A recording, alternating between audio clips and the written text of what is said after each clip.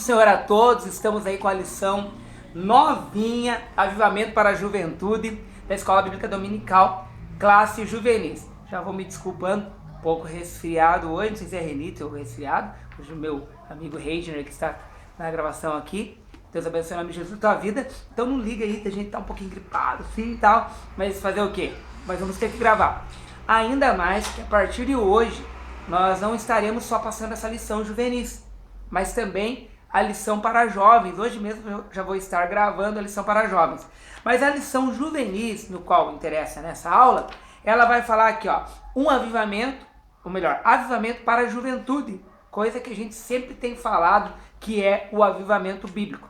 E hoje a gente vai falar sobre a lição número 1, o que é avivamento. Eu peço para você que você venha assistir o vídeo, venha divulgar o canal Juninho Espírito Santo Dependentes de Cristo, venha curtir o vídeo e venha fazer o seu comentário também, que para nós é muito, mas muito mesmo importante. O que é avivamento? O texto inicial diz assim: e não vos conformeis com este mundo, mas transformai-vos pela renovação do vosso entendimento, para que experimenteis qual seja a boa, agradável e perfeita vontade de Deus. Romanos capítulo 12 e o versículo de número 2. Olha o que diz aqui então. Não vos conformeis. Para não haver uma conformidade com o mundo hoje no qual se encontra. Para não haver uma conformidade no pecado. E aqui diz, transformar pela renovação do vosso entendimento, para que você venha ser purificado, transformado, mudado, e não venha ser um Maria vai com as outras como alguns adolescentes, que tá firme na igreja, dependendo, pega e sai da igreja, porque vai acompanhando conselhos de outros. Mas aqui diz mais, para que experimenteis qual seja a boa, agradável e perfeita vontade de Deus. Isso é muito importante. Por quê? Aqui quando diz experimenteis, quer dizer também aqui para a gente escolher se nós queremos fazer aquilo que é importante para agradar a Deus. Porque não adianta eu dizer que vou servir a Deus e não ter o desejo de agradar a Deus e saber a vontade dele para a minha vida. Nós precisamos saber a vontade do Senhor para a nossa vida. Então, isso diz esse texto também em Romanos capítulo 12, versículo de número 2. Mas nós vamos lá já para o tópico de número 1, o que é avivamento, a introdução, sintetizando a lição. Vamos ver no que diz aqui, sintetizando a lição. Pior do que não experimentar o avivamento é pensar que estamos experimentando um. Nossa, forte, né, Reis? Forte isso. O Jeremias está aqui conosco também. Veja bem, pior é achar que está experimentando um. Alguém chegar para a gente falar, minha igreja é avivada, ou minha vida é avivada. Isso é o pior. É enganar-se a si mesmo. Mas vamos continuar aqui no sintetizando a lição. Quando, na verdade, temos a consciência de que não o experimentamos, mas quando reconhecemos que necessitamos de um verdadeiro avivamento, nos colocamos em busca sincera diante de Deus. Então, nesse trimestre vai ser falado sobre isso. Ah, mais uma coisa. Nessa lição número 1, a descrição tem do professor Márcio Mainardes ali da lição de adultos. Lição com o professor Márcio Mainardes, vai lá, assista. E vai ter uma descrição, na descrição vai ter também o link da lição, eu não lembro do qual trimestre que foi, que falava, do primeiro trimestre, que falava de Ageu, porque essa lição vai falar de Ageu. Então eu não vou falar muito da história de Ageu aqui nessa lição número 1. Por quê? Porque você pode assistir essa aula que eu já passei, que vai estar no link.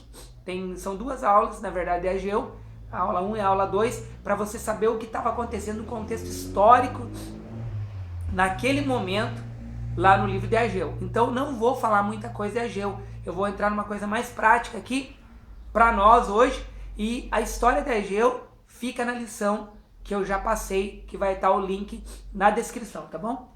Vamos lá. Então, introdução. O profeta Ageu foi um grande avivalista do seu tempo, com uma mensagem encorajadora, você vai ver isso lá no vídeo, o profeta estimulou o povo à reconstrução do templo.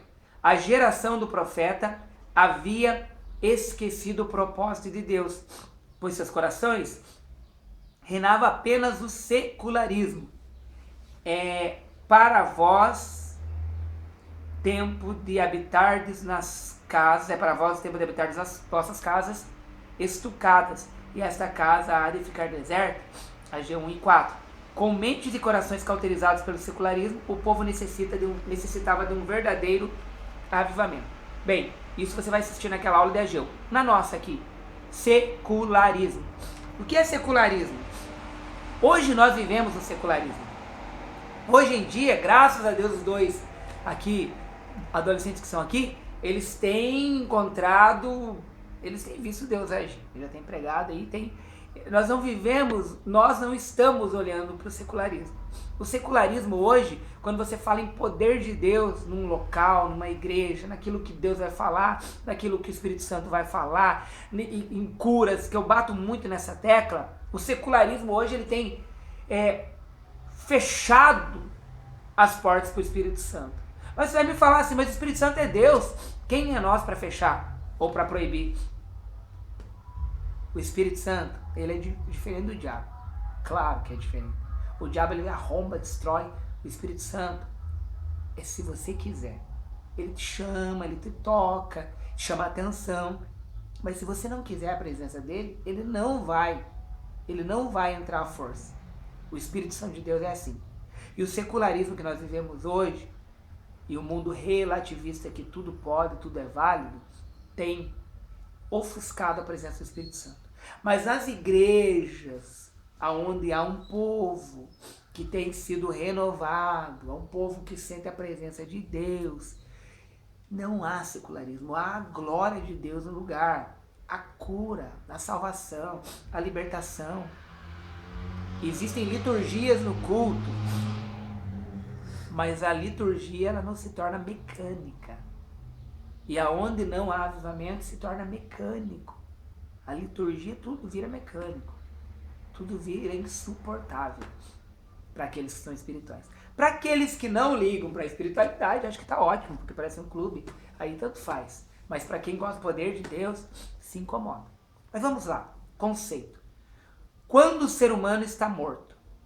No Éden, um caminho de independência e alforria em relação à vontade de Deus foi traçado ao comer o fruto da árvore do conhecimento do bem e do mal, contrariando o mandamento do Criador, Gênesis 2, versículo 17, parte A. O homem deixou claro que a vontade de Deus havia ficado em segundo plano. Daquele dia em diante, mergulharíamos no mesmo erro praticado pelos nossos primeiros pais. Deixaram de tornar-se dependentes do Senhor. Hoje, o ser humano está praticando a mesma coisa. Isso daqui, como você vai ver no vídeo meu lá sobre o profeta Ageu, isso tem ocorrido em nosso meio. As pessoas elas têm deixado de lado Deus e tentado tornar independentes. Nós não podemos nos tornar independentes. Nós temos que ter uma total dependência do Senhor. Quando eu falo dependência, é para a escola, faculdade, trabalho, teu dia a dia. Dependência.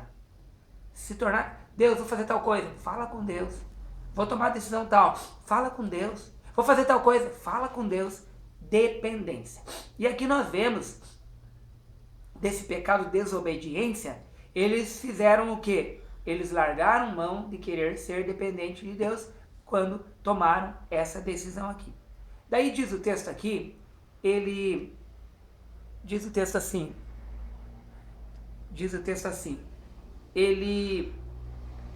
a consequência disso, a vida com Deus não seria levada a sério. Ele passaria a ser considerado uma invenção da mente humana, fruto do vazio existencial da alma. Logo, o Altíssimo se tornaria desnecessário e irrelevante. Então, mergulharíamos num secularismo onde o que importa é apenas aqui e agora, e nos relacionaríamos com ele de forma pragmática. mais preocupados com as nossas vontades imediatas do que em agradá-lo. Assim, nos tornaríamos miseráveis, esperando nele apenas para o presente. 1 Coríntios capítulo 15, versículo 19. Essa é a condição do homem que deu as costas para Deus. Então, quando nós vemos no tópico 1, esse conceito, quando o ser humano está morto, ele se separou de Deus. Essa morte não é a segunda morte, a morte espiritual é quando a pessoa morre aqui, sem Cristo, e aí vai ser lançado no lago do fogo e enxofre. Isso é chamado segunda morte, para sempre. Mas essa morte aqui do ser humano, quando o ser humano está morto, precisamos ser dependentes do Senhor. Só assim poderá ocorrer um verdadeiro avivamento em nossa vida, que você já vai entender melhor o que é esse avivamento aqui. Vamos lá. 1.2. Um avivalista usado por Deus. Na leitura tal de Ageu 2 e 1, da apresentação, somos remetidos à reconstrução do templo. Daí eu grifei ali, a reconstrução do templo deixou de ser uma prioridade. Por quê? Eles queriam muito a reconstrução do templo, mas deixou de ser uma prioridade porque eles resolveram cuidar das suas atividades secundárias, ou melhor, seculares. O povo lá com Ageu deixou de pensar na reconstrução. O que nós vemos hoje, que ocorre, as pessoas preferem cuidar das suas coisas particulares, da sua vidinha, tudo legal, tal, e não querem cuidar das coisas de Deus. Não querem estar presos a Deus. Não querem estar dependentes de Deus. Eles têm a sua vida independente. Então é isso que nós observamos hoje. É essa vida independente, sem Deus. E lá ocorria isso. Daí está escrito aqui, o povo havia deixado de Deus de lado e por isso precisava de um avivamento. Então, aí nós entendemos do ser humano morto ali, que o ser humano precisa de um avivamento. Nós não conseguimos viver uma vida sem avivamento. Sabe aquela coisa que você acha mesmice, chatice? Você precisa de um avivamento. E aqui nós vemos que o povo da época lá deixaram de lado. E hoje o povo tem deixado de lado. Aqui o comentarista ele fala, ele chamou o povo a um exame de consciência. Até quero mandar um abraço para o comentarista Carlos Alexandre, que é o comentarista dessa lição. Ele chamou o povo a um exame de consciência. E eu retorno à vontade de Deus. É hoje que eu e você precisamos pensar nisso.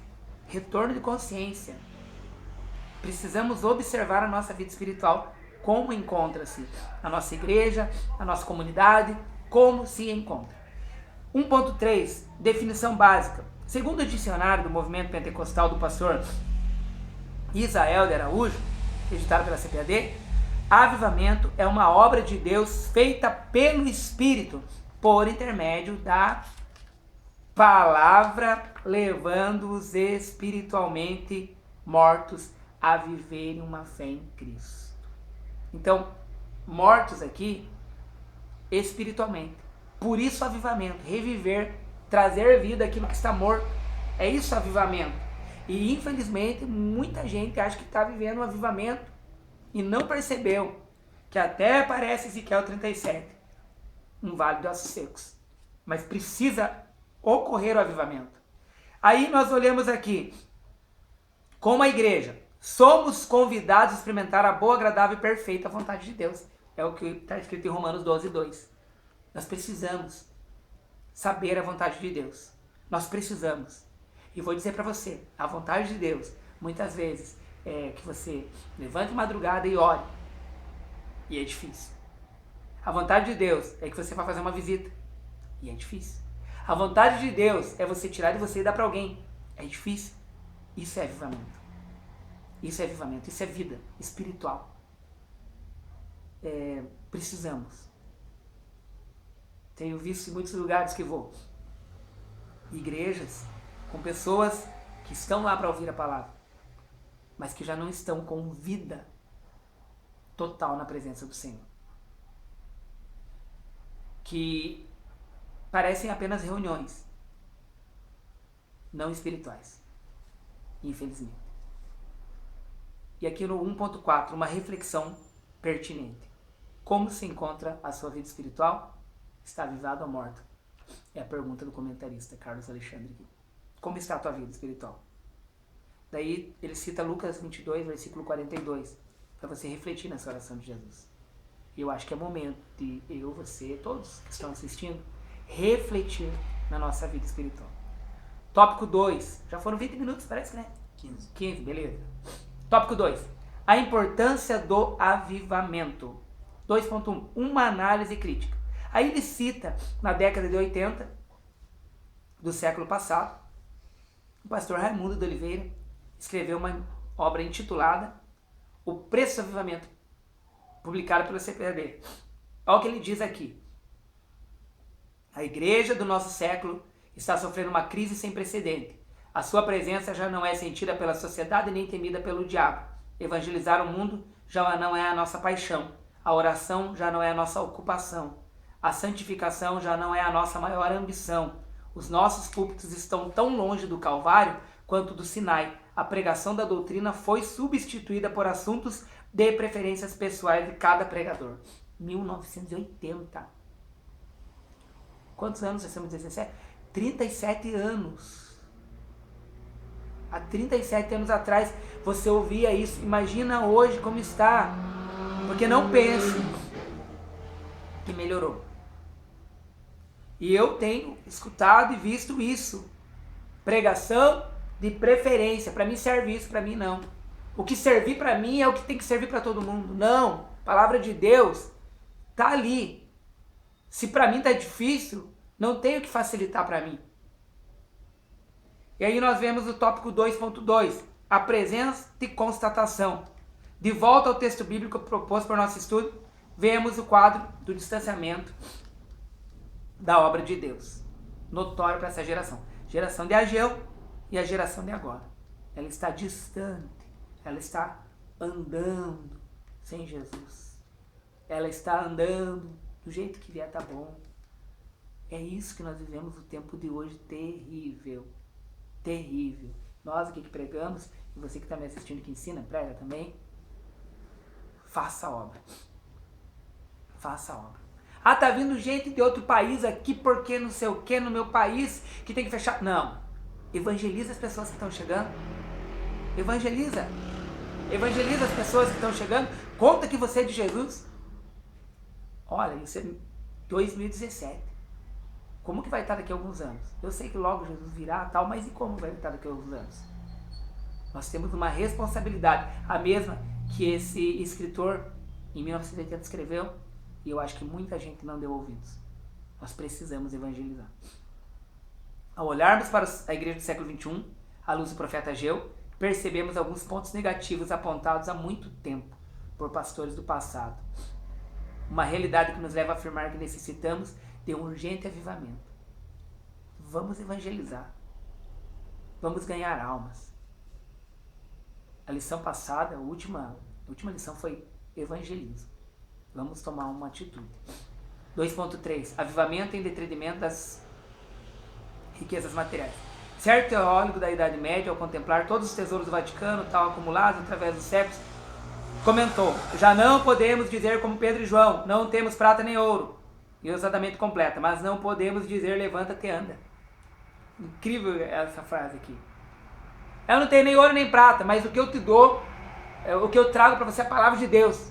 O que eu tenho para você é a palavra de Deus. Não vemos isso. Receba a cura. Não vemos isso. É o que nós vivemos nos dias de hoje. É a dificuldade que se encontra no dia de hoje. E aí, ele cita um texto de Apocalipse capítulo 3 e do versículo 17, que diz assim: como diz, rico sou, estou enriquecido e de nada tenho falta. Não sabes que és um desgraçado e miserável, pobre, cego e nu? Igreja de Laodiceia, período que a gente vive hoje. A igreja fala de riquezas, mas não tem o poder. Não tem o poder de Deus. A riqueza que eu falo às pessoas da igreja deixaram de acreditar que as portas do inferno não prevalecerão contra a igreja. A igreja verdadeira não vai prevalecer mesmo, o mal não vai prevalecer contra ela. Mas e você é a igreja verdadeira? Você acredita, levanta e anda? Você acredita, seja curado? Você acredita, seja liberto em nome de Jesus? Você acredita? Nós vivemos no tempo da igreja de Laodiceia, morna, nem quente nem fria, morna. E morna, Jesus diz que vai vomitar. Imagine eu e você sendo vomitados. Você está me entendendo, né? Imagine. Tópico 3. Avivamento pessoal e coletivo. Deus aviva seu povo. Chegamos ao capítulo 2 do livro do profeta Ageu. A obra do templo foi construída.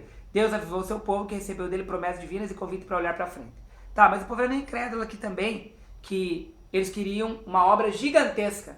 Ah não, mas o templo vai ser menor, porque não sei o que e tal. Mas a glória de Deus encheu aquele lugar. E eles entenderam da glória de Deus gigante sobre aquela vida lá. Bem maior do que a primeira. Bem maior. Agora eles entenderam o agir do Senhor ali. Deus avivou o povo que estava comprometido com o Senhor, o povo que estava dependente do Senhor. Alguns não queriam mais essa dependência, mas aqueles que quiseram uma dependência, eles foram avivados. E o tópico 3.2, o avivamento nasce em pessoas. Como assim? Os grandes avivamentos mundiais aconteceram em pessoas que foram e divulgaram a palavra do Senhor, pregaram.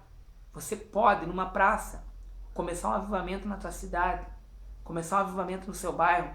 Diz aqui, ó, individualmente em pessoas cujos corações arderam na presença de Deus, onde as mentes não se conformaram com o sistema do mundo. Você pode fazer uma diferença, um avivamento. Se você não se conformar com esse mundo e você ir para frente e ganhar almas, e pregar, e falar de Jesus, e pedir um avivamento. Pessoas longe dos holofotes do seu tempo. A gente que está pregando em púlpito tal, até o pessoal nos vê. Mas pessoas que estão pregando aí na praça, por exemplo, igual os meninos que estão lá agora pregando. Avivamento. 3.3. Busquemos o avivamento. Semelhantemente como a palavra veio por intermédio do profeta Ageu, pode vir através da tua palavra e da minha.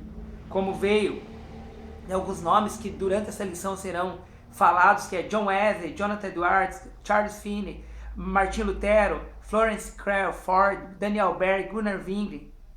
O avivamento pode vir através da tua vida também. Você pode também.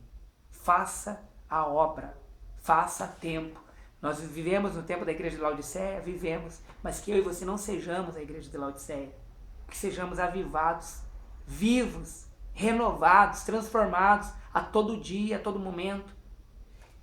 Essa é a lição de hoje, lição número 1. A próxima, nós estaremos ainda falando sobre avivamento nas Sagradas Escrituras. Então hoje, começamos essa lição.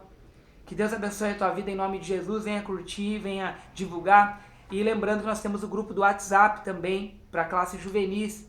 Só você pegar o meu número aí na descrição e mandar uma mensagem para mim que você quer entrar no grupo e eu coloco você. Tá bom?